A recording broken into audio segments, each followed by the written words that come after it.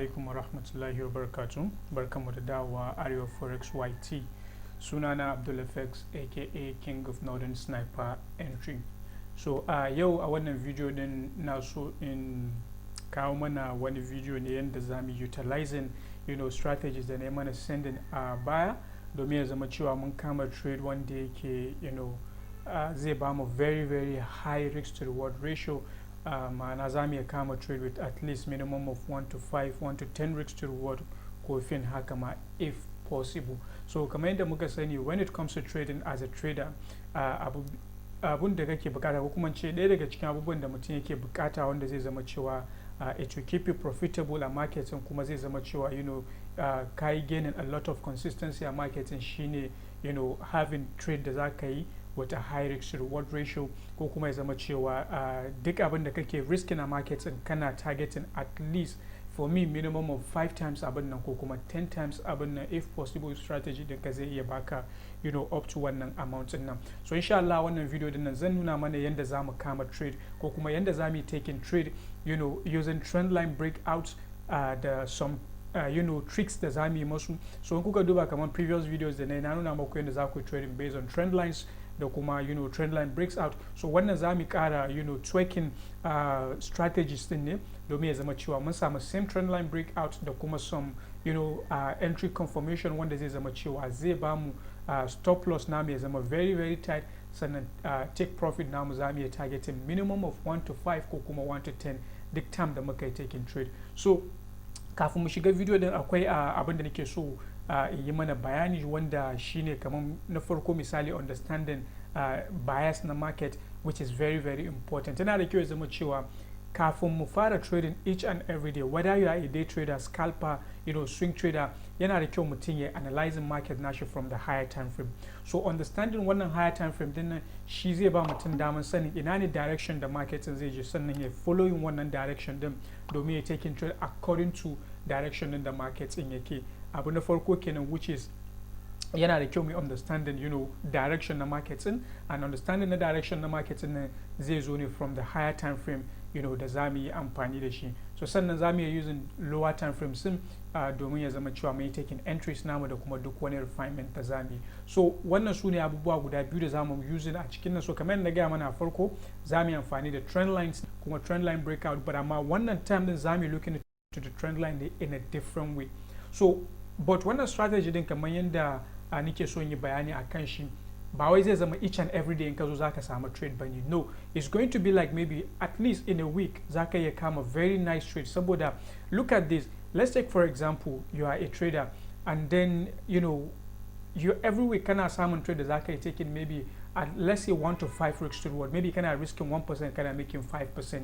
So if you look at 1 and 5% nan da kake making in a month, if you'll be able to catch maybe trade wanda zai baka 1 to 5 risks to reward kuma kana risking 1%, zaka making 5% kenan each and every week, which means at the end of the month zaka tashi da kusan around 20% profit kenan. So kuma muka duba 20% profit is something wanda yake is a very big profit, though depending on the type of depending on the account size da mutum yake da shi, but I'm definitely on trading 20% ba karamin profit bane in mutum ya making national matter account size da mutum yake da shi. So in this case zamu looking into yanda zamu gani zamu iya samu trade of up to 1 to 5 ko kuma more than 1 to 5 ma maybe 1 to 10 risks to reward each and every week in muka zo market. So wannan su ne abubuwan da zamu looking into. So a wannan example din kamar yadda muke gani, zamu using 4-hour time frame, zamu using 4-hour time frame down to ban san wani irin smaller time frame zamu kaiwa 15 minutes, zamu kaiwa 5 minute time frame if possible ma kila 1 minute time frame, but I would not like to go all the way to 1 minute time frame domin ya zama cewa kai mu zama mun yi confusing abun sosai da sosai. So abin da zamu yi a nan wurin nan shine, when we come to the market on the 4-hour time frame ko kuma maybe beginning of the week, yana da kyau mu understanding trend da markets mu yake. Mun gane ko trend da markets mu yake is very important. It's very important we understand it. In markets namu is on a bullish phase ne, misali kamar nan wurin nan, market namu is on a bullish trend ne, so mun san cewa okay, abinda zamu focusing for the week, zamu focusing on buying setups ne. In kuma market namu is on a bearish trend ne haka, abinda zamu focusing for the week, zamu focusing for a selling trade ne. So wannan shine number one thing abu da ya kamata mu fahimta when we come to the market, wani trend market in yake.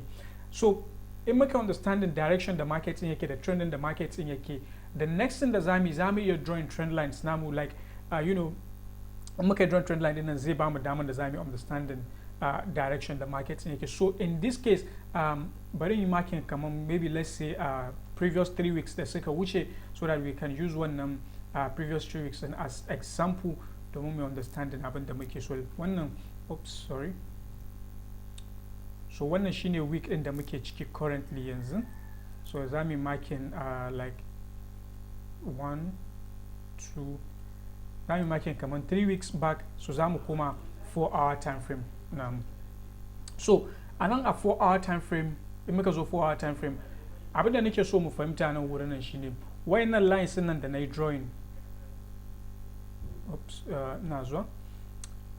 Okay, so wayannan line nan da na yi drawing daga farkon bakin line din nan zuwa wannan is 1 week, daga wannan zuwa na is 1 week, da wannan zuwa na is 1 week, which means 1 week of price action abin da ya faru kenan in 1 week. So abin da nake so mu lura nan wurin nan shine in muka zo markets and since from the previous weeks ko kuma months da ya faru, in muka duba trend din zamu ga cewa marketing is pushing to the downside.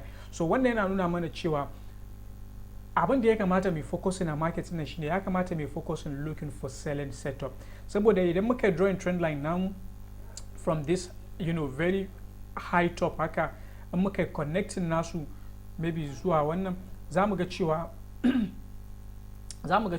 a nan wurin nan muna da first touch, muna da second touch, nan marketing yayi breaking sai ya zo ya ƙara koma to the downside, saboda marketing is not ready to start pushing to the upside. So in that case zamu iya adjusting sai mu mai da shi zuwa wannan saman nan. Mun gane ko zamu yi drawing na shaka. So idan muka drawing na shaka a nan wurin nan abinda price yake nuna mana, price is telling us that marketing is pushing to the downside. So maybe the time da muka ga breakout na wannan marketing to the upside, misali mu ce daga nan price ya breaking wannan trend line din nan zuwa sama, so mun san cewa market mu yanzu nan is about to start pushing to the upside, maybe zamu fara pushing to the upside, but amma as long as muna karkashin wannan trend line din nan haka, so still abinda zai kamata mu focusing shine ya kamata mu focusing looking for selling trades. Mun gane ko ya kamata mu focusing looking for selling trade. So wannan shine na farko, so bari deleting wannan. So wannan shine na farko. So na biyu zamu yi picking wannan trend line da muka drawing din nan, still zamu yi copying nashi sai mu kawo shi kasa haka domin ya zama cewa mun yi connecting down trend line namu haka, something like this. So idan muka yi duba na wurin nan zamu ga cewa muna da first touch a nan, muna da second touch, price ya zo nan for the third touch ya yi buying nan ma haka, but amma time din da wannan touches ya faru ba muna da still marketing is here. Maybe muna so mu fara trading from wannan week din nan ne, this week that's inda muke so mu fara trading. So wayannan ba mu ga duka wayannan touches din ba, the only touches da muke da shi is wannan 1 touch 2 touch. So maybe next thing da muke expecting for this week shine marketing ya zo touching nan, sannan sai mu ga marketing ya pushing to the upside. Maybe in ma zai breaking out ne, then zamu ga breakout wanda zai cause market ne zama cewa ya yi changing direction. So mai drawing wannan trend line din nan, mai drawing upper trend line, mai drawing lower trend line din, so mun ga cewa yanzu direction na market ne is to the downside, direction na market is to the downside. So the next thing da zamu yi nan wurin nan, zamu iya mai using other confluences kamar maybe support and resistance.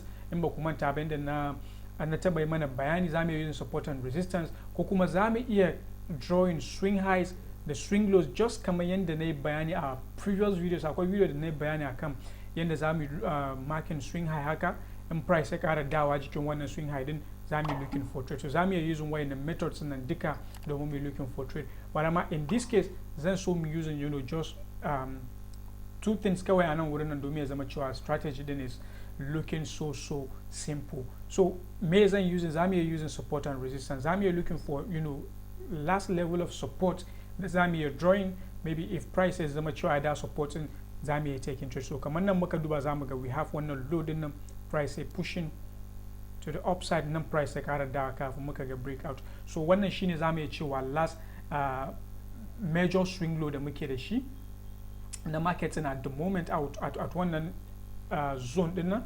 So zamu iya cewa wannan shine last level of support din. So kamar yadda muke gani a nan wurin nan zamu ga cewa price ya zo yayi breaking and week din nan market din yayi stopping around nan maybe the beginning of the week. Muna expecting kila market zai iya dawa jikin wannan support level din nan turn into resistance sannan market din yayi selling. So idan muka duba nan zamu ga cewa it's very easy by plotting wannan out if we are looking at the market at wannan perspective then. And one more thing is this, kamar yadda na ce mana ba wai zai iya zama cewa each and every day zamu samu trade maybe once muna zuwa zamu samu wannan trades din nan kowane rana ba. No, wannan we are doing it just at least to have a very nice trade at least once in a week wanda zai zama cewa zamu iya holding wannan trade din nan for a bigger profit at the end of the day. So when you're drawing wannan support price a breaking and the price a breaking bai dawo yayi testing yayi turn it into resistance ba, yanzu abin da muke expecting shine price ya dawo tapping it turn it into resistance, then zamu iya fara looking for selling setup daga wannan time din nan. So when you're drawing wannan zamu dawo maybe 1 hour time frame. On 1 hour time frame zamu iya ƙara looking into markets in domin mu ƙara understanding me markets yake based on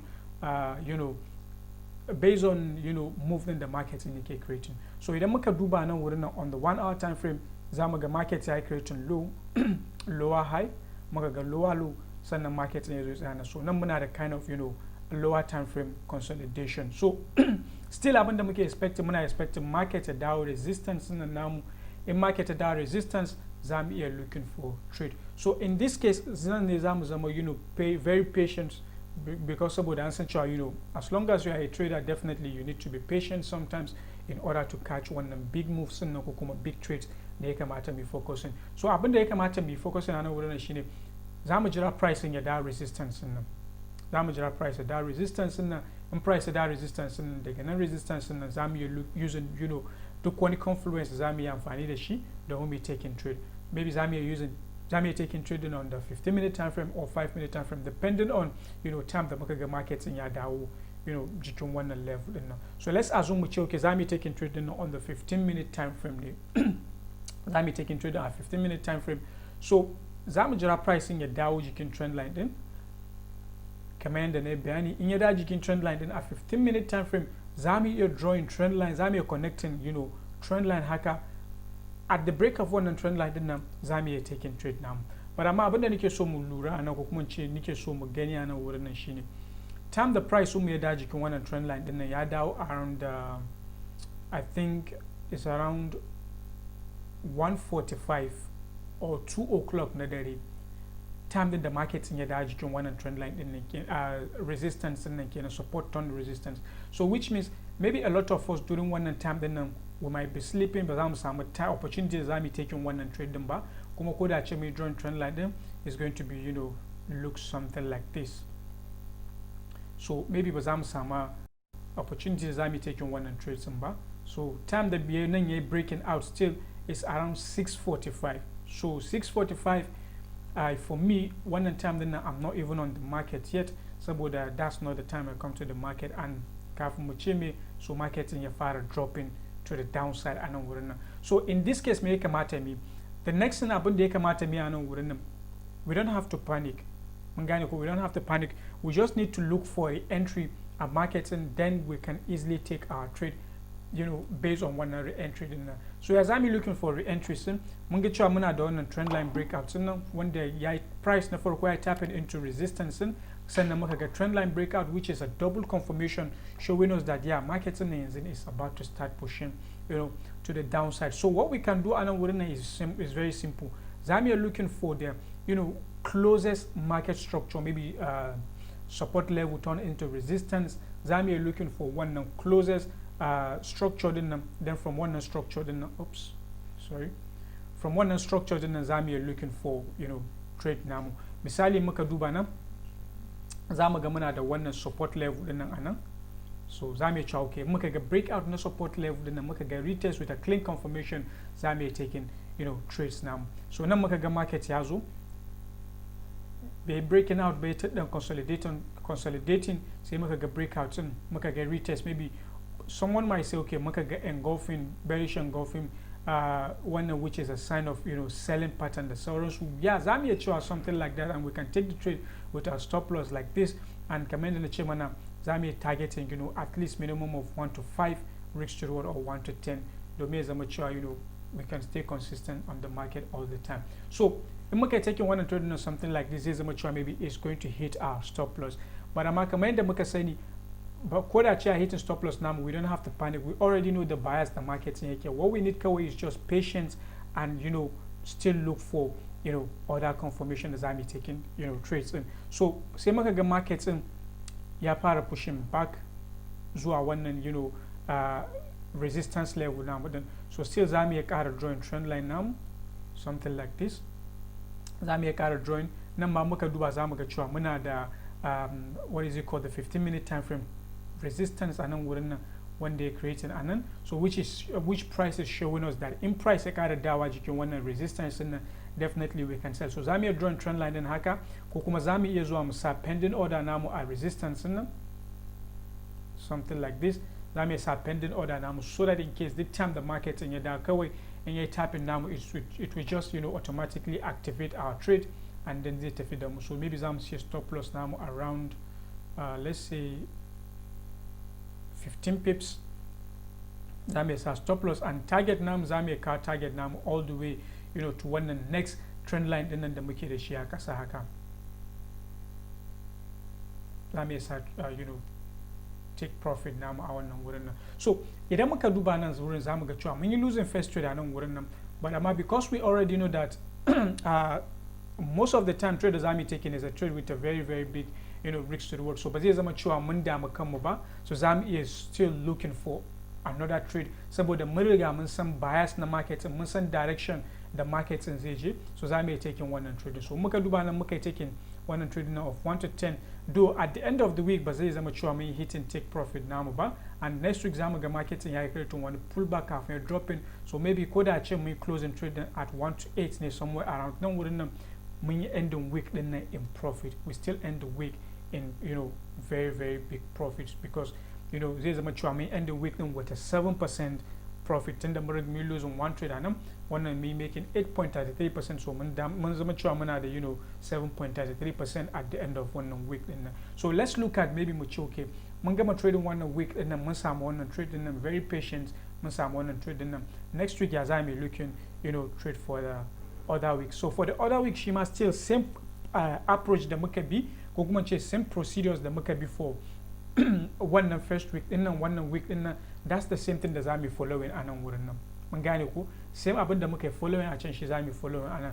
Ya kamata mu understanding ina ne next possible direction da market ya zai yi, ina ne za mu looking for trading opportunities now. So idan muka duba nan, bari in cire wannan line din nan so that it zama very clear. So idan muka duba nan za mu ga cewa week din nan mun samu breakout, muka ga retest, sannan muka ga price ya fara pulling to the downside, wanda on the 4-hour time frame za mu iya cewa muna da wannan what is it called, muna da wannan support level din nan da price sai breaking, muna da wannan support level da price sai breaking. So maybe za mu iya expecting week din nan da za mu shiga price zai die testing nashi as a resistance, sannan price sai dropping. And mind you, kamar da na ce mana, if we are on a downtrend za mu iya using duk wani confluences da zai ba mu opportunity da za mu looking for selling setups. Mun gane ko za mu iya using nashi saboda mun riga mun san bias, and what we are trying to do is we are trying to follow the direction of the market. So nan za mu ga cewa muna da wannan high din nan anan, muna da wannan swing high anan. So za mu yi marking nashi anan wurin nan, just like mana bayani a wayannan previous videos wanda na ce mana za mu iya marking swing highs in price da swing high din za mu yi looking for trading opportunities. So wannan shine abin da zamu mun ga breakout, mun ga wannan first retest din anan price ya rejecting, sannan price na consolidating anan wurin nan. So zamu ce okay abin da muke da shi yanzu nan muna da support level turns into resistance, and then at the end of the week market ya create wannan low din nan shi ma anan, so shi ma wannan low din nan we will still put it into consideration, something like this. So za mu ga cewa between nan high din nan da wannan low din nan zai zama kamar muna da range kenan, zai zama kamar muna da range kenan. So anan wurin nan on the 4-hour time frame, maybe time the market is opening, we don't have idea me zai faru next, but what we believe anan wurin nan is we are still on a downtrend, and abinda za mu focusing on and ko kuma trade da za mu focusing looking shine selling trade, za mu focusing looking for selling trade. So za mu da 1-hour time frame, so mun riga mu marking duk wani possible zones da za mu marking on the higher time frame, which is the 4-hour time frame. So za mu da 1-hour time frame, mun gane ko on the 1-hour time frame za mu jira since mun ga price side touching into one resistance and support and turns into resistance here, rejecting kafin week din ya ending, maybe Monday time the market in opening during London session is around wannan candle din nan anan. So the next thing abinda zamu shine zamu looking for maybe support and resistance breakout on the same 1-hour time frame, misali something like this. So bari in canza wannan color na 1-hour time frame din nan, bari mu mai da shi okay, bari increasing color din. So wannan mai kamar yellow din nan, that's the 1-hour time frame support level da muka yi marking a 1-hour time frame. So zamu iya cewa okay, yanzu on the 1-hour time frame abinda nake expecting this is this, in price say breaking zamu looking for a retest, sannan zamu ci gaba da selling saboda marketing already is a seller's market, which means marketing pricing is still going to, we are expecting the market to still push to the downside. So zamu ci gaba da looking for wannan selling setup din nan. But if you look at the abin da ya faru the previous week, daga wannan push nan da ya breakout na wannan last structure din nan muka ga retest, muka duba nan zamu ga we have another structure anan wurin nan, which is like a support level anan wurin nan. So zamu iya drawing wannan support level din haka. So zamu iya cewa okay, maybe is a 1-hour time frame support level saboda muka duba zamu ga price ai breaking nashi, but bai retesting ba. So zamu ce maybe in price da retesting is an area of interest on the 1-hour time frame, zamu iya yin selling nashi, ko kuma zamu iya looking into some other things wanda zai zama cewa we can catch one and trade. But kamar yadda na ce, what we need to focus on is the higher time frame key levels, higher time frame key levels. So idan muka duba nan Monday din nan muna da price anan, and then price bai breaking wannan 1-hour time frame supports din ba, so sai koma wannan resistance din nan, which is the support turns resistance na 4-hour time frame din nan. So and a wannan time frame din nan abinda muke nema muna so muga breakout sannan sai mu selling wannan trades din nan. So kamar na yi a wancan previously, zamu same thing anan, zamu dawo 15-minute time frame, maybe mu ce 15-minute time frame, that's the time frame da zamu looking for entries, that's the time frame da zamu looking for entries. So idan muka duba na at 15-minute time frame mun ga price ya dawo cikin nan, so muna so mu looking for trend line da zamu connecting at the breakout, zamu cewa zamu looking for trade. So muna da something like this, muna da wannan trend line din haka. So idan muka duba wannan trend line din zamu ga nan muna da first touch, muna da second touch anan, muna da one third touch anan. So sai nan wurin nan muka ga breakouts. So for me anan wurin nan I would like to be aggressive. Maybe if I'm aggressive trader zan yi cewa okay, at the breakouts nan zan yi taking sell trade dina, stop loss dina maybe a little bit above na maybe 8 pips, then zan iya targeting wannan low din nan, which is the 4-hour time frame. Kamar yadda na nuna mana 4-hour time frame, in muka duba zamu ga cewa wayannan purple colors nan, they are just like 4-hour time frame range. 4-hour time frame range ne da muke da shi anan. So zamu iya taking trade within wayannan range na, zamu iya looking for trading opportunities within wayannan range. But what happened, pricing da muka yi breaking out, muka fara selling, price ya fara moving in profit da mu, sannan sai yazo smashing nama out, ya zama cewa ya yi stopping nama out a wannan trades din nan.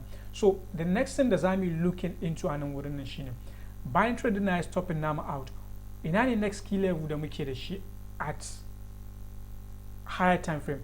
It's only wannan shine key level da muke da shi a wannan higher time frame din nan. So zamu iya zama very patient, we need to be very very patient, mun gane ko, we need to be very very patient, mu jira price da one of our key levels kafin ya zama cewa mu looking for trading opportunities. Though akwai ways wanda zamu iya looking for continuation na wannan buy trade din, but is going to be a topic for another day ko kuma a topic for another video inshallah. But I'm recommend muka ganin wurin nan, like if you look on the 15-minute time frame, structure is to the upside and muka ci gaba da creating 15-minute time frame resistance price a breaking a turning into support. So zamu taking one what is it called, resistance in them. So one is a 15-minute time frame. So let me make it another different color. So please don't be confused, just so that there's a much understanding colors and the kuma time frame that will go and color AK. So muka duba wannan black one din shine na 15-minute time frame, mun ga resistance price a breaking a touching into one 4-hour time frame, support level turn into resistance, wanda daga nan ne muka yi marking wannan drawing trend line din nan, price da nan wurin nan kafin yazo is stopping nama out. So muka duba nan zamu ga cewa muna da what is it called, resistance level turn into support shine breaking out nan. So next time the market in ya da nan wurin nan a 15-minute time frame, zami expecting abu biyu ne. Zami expecting either pricing zai bouncing back ya dawo into wannan high time frame key level kafin ya zama cewa mun yi pricing ya fara selling, ko kuma price zai breaking out wannan 15-minute time frame resistance turn into support, price zai breaking nashi ya dawo into resistance kuma sannan mu ci gaba da selling. So wannan su ne abubuwa guda biyu da zami focusing akai. So saboda in muka ce mi focusing on the 4-hour time frame key levels a nan wurin nan, is going to be a little bit confused. So shi yasa muka drawing wannan 15-minute time frame din nan for a clear and very clean and fast entry a nan wurin nan. So batching price, muka ga price ya push into the upside, bai touching into wannan key level din ba, price ya fara reversing back, yana kokarin dawo into wannan 15-minute time frame support level din nan da muke da shi. So zamu jira mu ga wani irin reaction zamu samu a nan wurin nan. So time the price ya dawo touching key levels in, kamar yadda nace zamu iya drawing trend lines now, because at the breakout of one trend line din nan zamu iya confirming whether market is still going to push to the upside ko kuma to the downside. So zamu iya drawing trend line din haka at this breakout zamu iya looking for trade, ko kuma zamu iya adjusting nashi something like this at the breakout zamu iya looking for trade. So what happened, price say breaking trend line in a 15-minute time frame, so zamu iya taking trade din haka, stop loss namu zamu iya kawo shi maybe a little bit below like 13 pips. So zamu targeting wannan key level din nan da muke da shi anan na 1-hour time frame din nan. So in this case in muka duba zuwa wannan zamu ga we have like 1 to 3.3 risk to reward. So because abin da yasa risk to reward din ya zama is very small, saboda we are not moving in the direction na markets in, but amma in a ce direction na markets in ne muke, then definitely na san cewa zamu iya kama trade of more than 1 to 3 risk to reward trades in. So pricing sai yazo touching into wannan key level din. So time the price ya kawo wannan 1-hour time frame support, ya turn nash into resistance for the first time, me zami kamar da nace confluence zamu iya using trend line, we're looking for entries, but muka using one trend line din zamu ga cewa ba zamu iya kama early entries a nan ba. So zamu looking for the closest two lows da muke da su wanda zamu iya connecting nasu domin mu drawing trend lines namu. So wannan shine first low namu, wannan shine second low, sai muka ga price ya breaking. But in this case muka duba inda breakout din yazo a nan, zamu ga cewa breakout din yazo aggressively, maybe wannan is a news candle, news ne causing wannan breakout din. So ba zai zama cewa zamu samu early entries a nan wurin nan ba. So zamu iya looking for other entries wanda zan nuna mana shi yanzu nan. But amma kuma akwai wani abu da zamu yi a nan wurin nan, if you are a risk trader zaka yi taking risk trade a nan wurin nan. For example haka, since it's a key level and wannan shine first time the price yake zuwa zai dawo wurin, maybe in kana da stop loss a little bit above like maybe 13 pips haka, zamu iya taking wannan trade and ina ne target namu next. First target namu zai zama wannan 15-minute time frame support turn resistance. In muka ga breakouts nashi zamu iya targeting next 4-hour time frame low.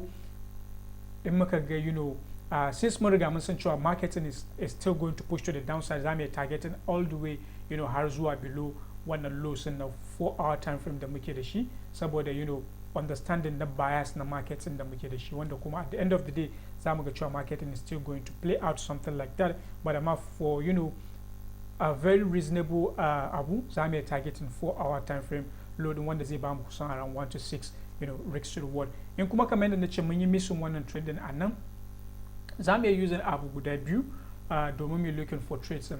Na farko zamu iya jira mu ga da price zai reacting a wannan key level din nan, kamar yadda muka gani a nan price ya tapping yeah, rejecting. So when the rejection then is not enough to tell us that okay, market is ready to start pushing to the downside ko. So dole zamu jira mu ga market ya ƙara koma, maybe kilan ya creating fake out, ya closing below, then zamu are looking for trade.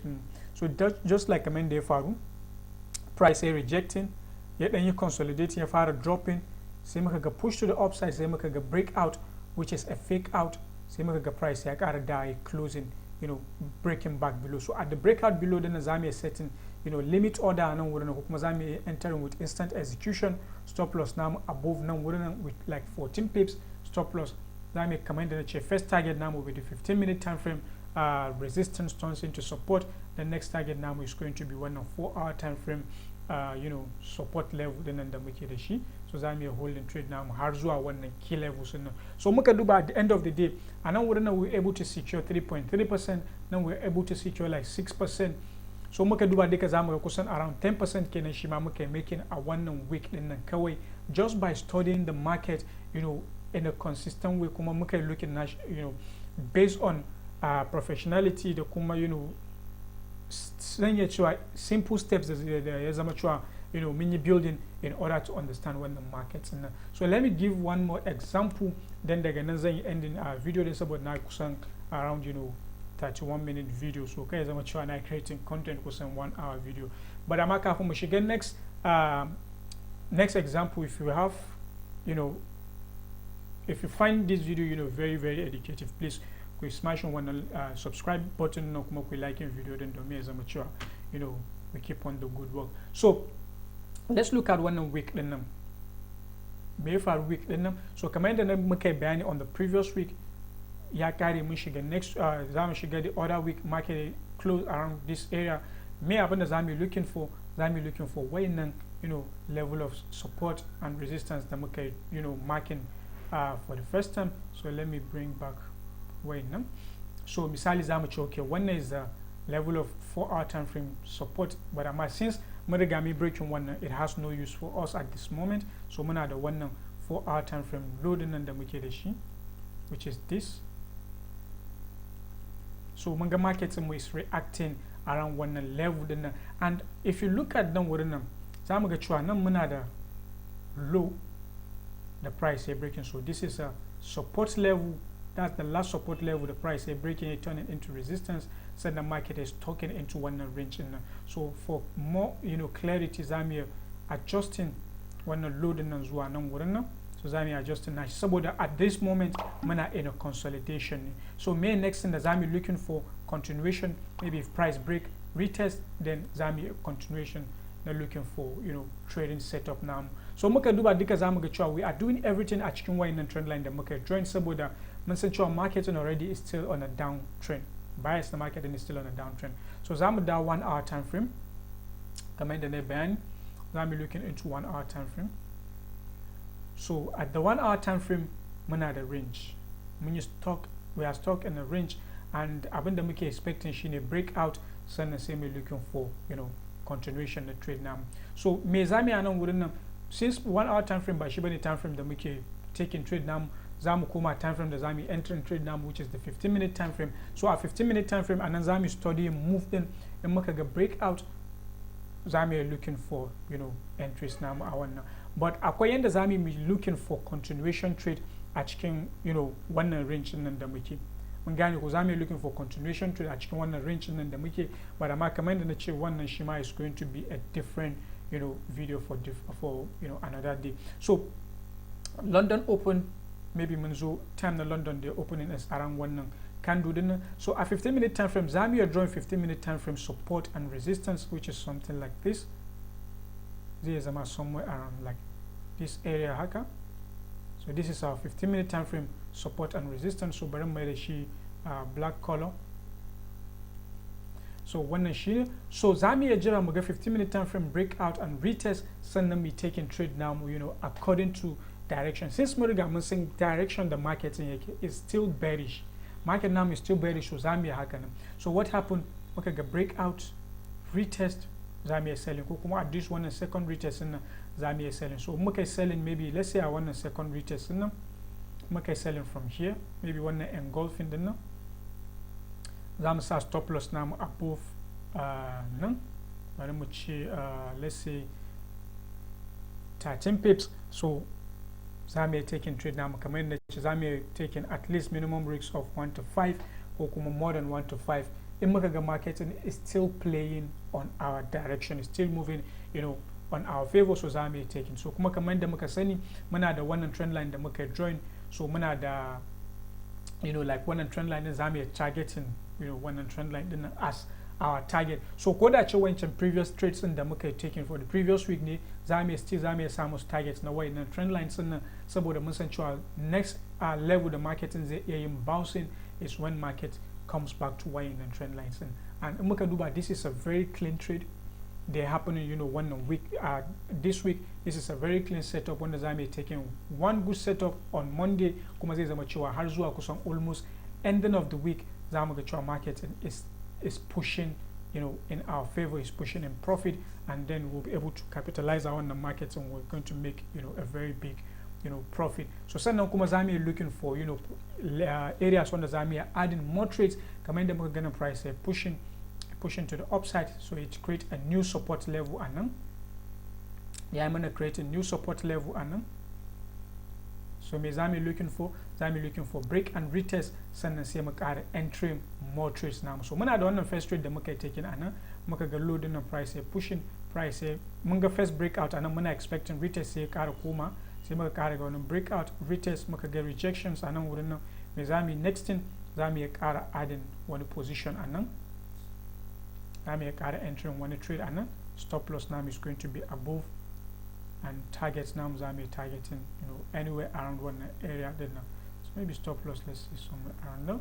So za mu targeting when as our take profit. So nan ma muka duba za mu ga we have another level of support at this consolidation price breaking out to be retesting ba kafin ya fara dropping. So muka duba on this week there's a mature, we haven't just clean market movement to the downside wanda za mu using, you know, wayannan trades din nan mu kama markets din. So wayannan su ne some things wanda nake so nuna mana, ko kuma yadda za mu iya ƙara tracking, you know, wayannan duka strategies da na nuna muku da sauransu. So insha Allah on the next video za mu ƙara bayani akan yadda za mu using another method kuma da za mu using domin mu ƙara entering trades namu, da kuma yadda za mu having, you know, very big risks to reward. Kamar yadda muke ganin wannan trades din nan, it still come back to wannan level na, you know, support and they die into resistance, and after I tapping into one resistance, and then what happened, price on it sell, you know, very high. So duka way now when it's come by understanding, you know, yanda market yake moving da kuma direction da market yake, domin ya zama cewa mai finding irin wayannan big trading opportunities na kuma mun kama su. So wayannan shine video da nake so in yi mana a yau, kuma ina fatan duk abin da na explain a wannan video din nan zai kara muku understanding na yanda za ku using wayannan methods nan domin ku taking trades din ku, kuma ku making profit each and every week inshallah. So idan kun find wannan video din nan very interesting, da Allah ku liking video din kuma ku sharing, kuma in ba ku subscribing domin ya zama cewa duk time da muka drop new videos za ku samu, kuma ya zama cewa ya kara mana kwarin gwiwa wurin, you know, making more content haka wanda zai zama cewa sun taimake ku. So ni Abdul FX a wannan video yau nake ce muku da kowa mu huta lafiya.